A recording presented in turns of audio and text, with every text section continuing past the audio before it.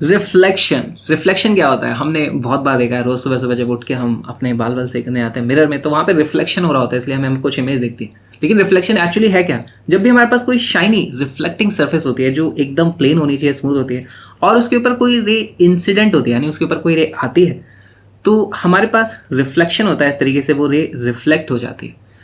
और ऐसा ज़रूरी नहीं है कि हमेशा रिफ्लेक्शन हो। कई बार हो सकता है कि हमारे पास यहाँ पर रिफ्लेक्टिंग सरफेस की जगह मान लो यहाँ पर कोई और मीडियम है, मान लो ग्लास की स्लैब रखी हुई है, उस केस में हम जानते हैं कि हमारे पास यहाँ पर एक रिफ्रैक्शन होता है। लाइट सीधे जाने की जगह मीडियम चेंज होने के कारण उसकी वेलोसिटी और डायरेक्शन दोनों बदल जाता है।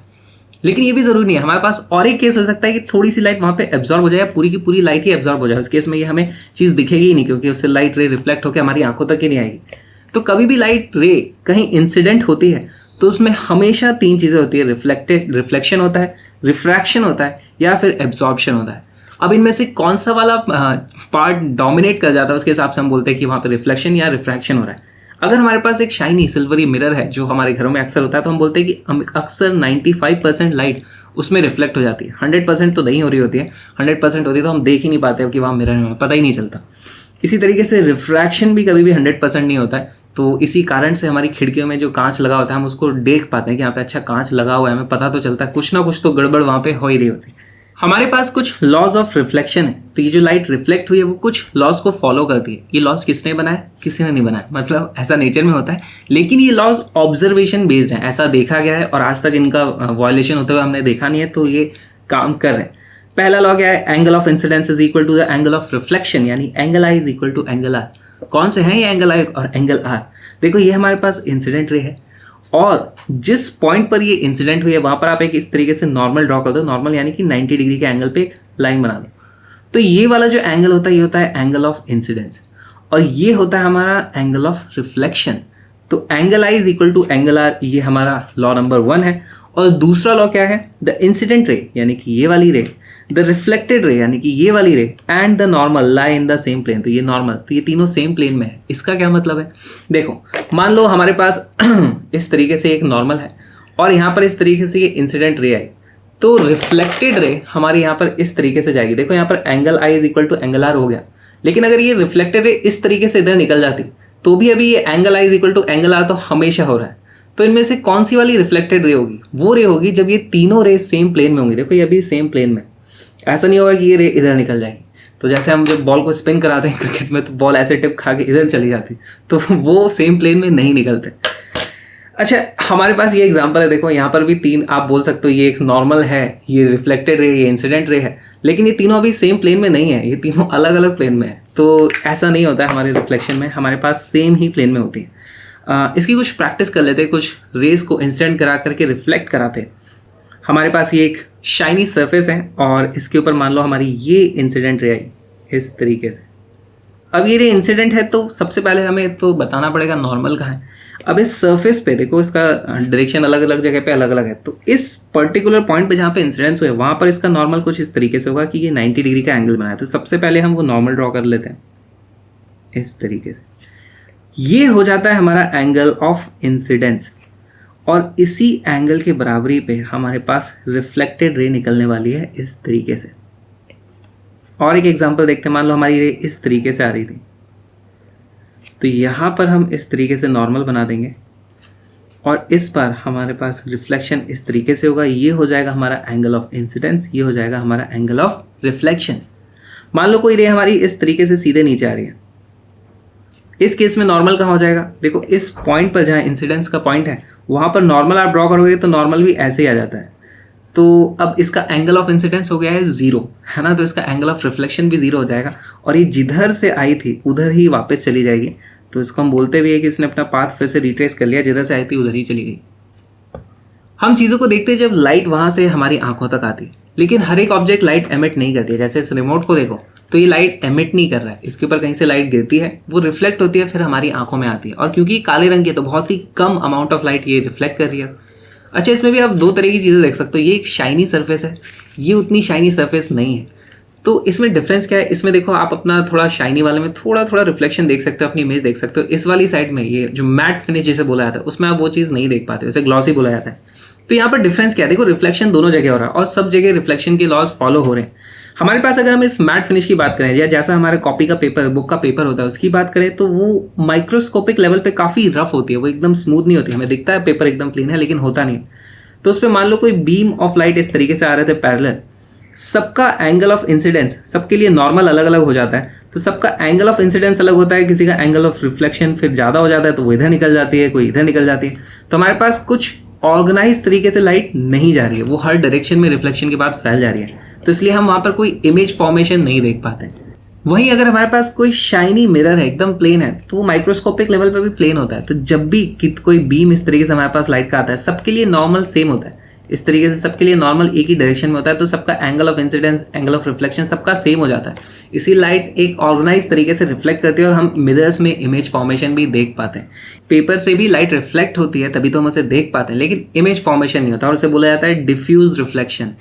और हमारे पास मिरर में इमेज फॉर्मेशन हो जाता है, उसे बोला जाता है स्पेक्युलर रिफ्लेक्शन। एक काम करते हैं, रिफ्लेक्शन का एक क्वेश्चन सॉल्व करते हैं। हमारे पास ये एक मिरर है, मिरर को इस तरीके से बनाया जाता है, एक स्ट्रेट लाइन खींच दो आप इस तरीके से और बहुत सारे फिर नीचे छोटी छोटी डैश बना दो। तो ये एक मिरर है जिसमें ये वाली साइड रिफ्लेक्टिंग साइड है, ये वाली पॉलिश साइड इसको बोला जाएगा। हमारे पास मान लो कि रे आ रही है इस तरीके से, यहाँ पर ये वाला एंगल है 30 डिग्री, तो हमें बताना है किस तरीके से रिफ्लेक्ट करने वाली है। इनके बीच में एंगल 90 डिग्री है। सबसे पहले इस पॉइंट पे हम देखते हैं जो पॉइंट ऑफ इंसिडेंस है, वहाँ पर हमें angle of incidence is equal to angle of reflection करना है। तो यहाँ पर हम एक नॉर्मल ड्रॉ करेंगे इस तरीके से। अगर ये हमारा नॉर्मल है 90 डिग्री वाला और ये एंगल हमारा 30 डिग्री है, तो हम जानते हैं कि ये वाला एंगल फिर बच जाता है हमारे पास सिर्फ 60 डिग्री। तो इसको आप लिख दो 60 डिग्री। 60 डिग्री हो गया हमारा angle of incidence, I is equal to 60 degree. और इतने ही एंगल पे फिर हमारी रे रिफ्लेक्ट होकर के इधर आने वाली है इस तरीके से, ये हो जाता है हमारा आर। यहाँ पर हम देखते हैं कि लाइट का कुछ डेविएशन हो गया। डेविएशन मतलब ये लाइट इस तरीके से सीधे जा रही थी लेकिन अब इधर नहीं जा रही है, अब ये इस तरफ मुड़ चुकी है। तो आप बोलोगे कि ये इस तरीके से थोड़ा सा घूम चुकी है। कितना घूम चुकी है? देखो ये टोटल एंगल जो होता है ये होता है 180 डिग्री। इसमें से ये वाला 60 है, ये वाला 60 है, तो ये वाला बचा हुआ भी 60 डिग्री हो जाता है। हम बोल सकते हैं कि लाइट 60 डिग्री इस डायरेक्शन में डेविएट हो गई है, या फिर डेविएशन को हम लिख सकते हैं delta 1 is equal to 60 degree. कौन से डायरेक्शन में? देखो इस डायरेक्शन में डेविएट हुई थी, इस तरीके से घूम रहा है ना, क्लॉकवाइज डायरेक्शन में, तो इसको हम लिख सकते हैं क्लॉकवाइज। अब यहाँ पर दूसरा मिरर है, यहाँ पर फिर से हमारे पास रिफ्लेक्शन होगा। इस बार ये हो जाता है हमारा पॉइंट ऑफ इंसिडेंस और यहाँ पर हमें फिर से बनाना पड़ेगा इस तरीके से नॉर्मल। इस बार हमारा ये वाला जो एंगल है ये हो जाता है एंगल ऑफ इंसिडेंट। और आप ज्योमेट्री का यूज़ कर सकते हो। देखो ये वाला एंगल 60 था, यहाँ पर ये भी फिर से 90 डिग्री हो जाएगा, तो ये वाला एंगल ऑफ इंसिडेंस की वैल्यू आ जाती है 30 डिग्री। और यहाँ पर इस तरीके से लाइट रिफ्लेक्ट होगी, ये वाला भी एंगल हो जाता है 30 डिग्री। यहाँ पर लाइट फिर से डेविएट हो गई। देखो लाइट रे पहले ऐसे जा रही थी, अब लाइट रे ऐसे जा रही है, तो हमारे पास इतना एंगल ऑफ डेविएशन आ गया। तो इसको हम लिख देंगे, ये है angle of deviation delta 2। Delta 2 की वैल्यू हो जाती है, देखो ये वाला टोटल एंगल होता था 180 डिग्री, ये वाला एंगल अगर अब 60 डिग्री है तो ये वाला एंगल बचता है 120 डिग्री, और हम लिख देंगे 120 डिग्री। इस बार भी क्लॉकवाइज डायरेक्शन में हमारे पास डेविएशन हुआ। अगर हम इस लाइट रे की बात करें तो यहाँ पर टोटल डेविएशन भी हम लिख सकते हैं। Total deviation delta is equal to delta 1 plus delta 2 which is equal to 60 plus 120 is equal to 180 degree clockwise direction में, क्लॉकवाइज सेंस में। एंटी क्लॉकवाइज भी हो सकता था जिसे काउंटर क्लॉकवाइज भी बोला जाता है। और एक क्वेश्चन सॉल्व करते हैं। हमारे पास ये एक स्फेरिकल शाइनी सरफेस है, यहाँ पर इस तरफ पॉलिश्ड है, वो मैंने बनाया नहीं ड्रॉ करके, और हमारे पास एक लाइट रे आ रही है। हमें बताना है कि रिफ्लेक्शन के बाद ये किस पॉइंट पर इंसिडेंट करे कि ये ऊपर की तरफ चली जाए, वर्टिकल हो जाए हमारी रिफ्लेक्टेड लाइट रे। इसका मतलब क्या? मान लो देखो लाइट रे यहाँ पर आती तो ये रिफ्लेक्ट होकर शायद इधर जाती, अगर लाइट रे यहाँ पर आती तो रिफ्लेक्ट होकर शायद इधर जाती। हमें चाहिए कि लाइट रे यहाँ आए और रिफ्लेक्ट होकर के ऊपर चली जाए। तो इस पॉइंट में कुछ खास स्पेशल बात होगी, उस पॉइंट की कोऑर्डिनेट हमें पता करनी है। कैसे पता करें? उसके लिए पहले तो हम एक काम करते हैं कि रिफ्लेक्टेड रे बना देते हैं। तो ये हमारी डिजायर्ड रिफ्लेक्टेड रे है इस तरीके से। अब यहाँ पर हमारे पास ये वाला एंगल जो है 90 डिग्री है, और हम जानते हैं कि यहाँ पर कुछ नॉर्मल होगा इस तरीके से, तो ये angle I is equal to angle R होना पड़ेगा। तो नॉर्मल से हमारे पास जो एंगल आता है वो हो जाता है 45 डिग्री, ये भी हो जाएगा 45 degree. Laws of reflection satisfy हो गए। और किसी भी स्फेरिकल सरफेस पे जब हम नॉर्मल बनाते हैं तो वो उसके सेंटर से पास होती है इस तरीके से। तो ये हमारे सेंटर से जा रही होगी और ये वाला एंगल भी हो जाता है 45 डिग्री। बस आ गए हमारे पॉइंट पी के कोऑर्डिनेट। पॉइंट पी के कोऑर्डिनेट्स को हम लिख सकते हैं, देखो पी इज, ये डिस्टेंस है हमारा आर, तो ये वाला जो डिस्टेंस है इसको हम बोल देंगे आर कॉस 45, और ये वाला जो कोऑर्डिनेट आ जाएगा वो जाएगा आर साइन 45। तो इसको मैं लिख देता हूँ R cos 45 comma R sine 45।